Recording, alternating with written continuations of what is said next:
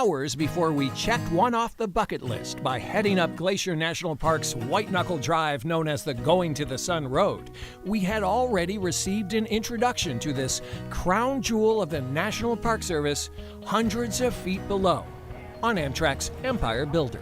Glacier National Park today is not famous so much for the glaciers that are rapidly disappearing, but for the landscape that the glaciers shaped over the millennia.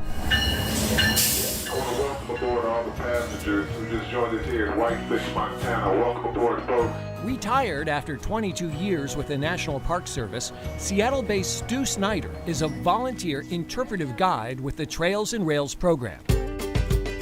Well, folks, the area through which we're now traveling was once totally underwater. I see my function as partly imparting information and partly entertaining. He's been sharing knowledge and dodging passengers trying to get by for 11 years. Over here to the right is now the main stem of the Flathead River. I can pretty much tell you where most of the rocks are between Seattle and Havre, Montana, but the people are always different. Most enjoy the stories. Great to listen to the history, learn about the nature, the animals that you can see. I'm totally hooked. Some might have thought the observation car would be quieter. It'd be nice if we said something and, give everybody about 5 minutes to think about it. If you see an animal outside the window, sing out. When I first started doing this, I was concerned that passengers might feel like I was intruding on their space.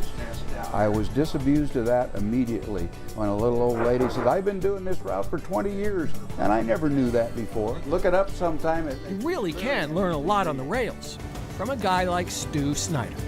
Oh, I could be fishing, I could be doing any number of things, but this strikes my core. I like to share this information. 174 different varieties of birds live here in Glacier National Park.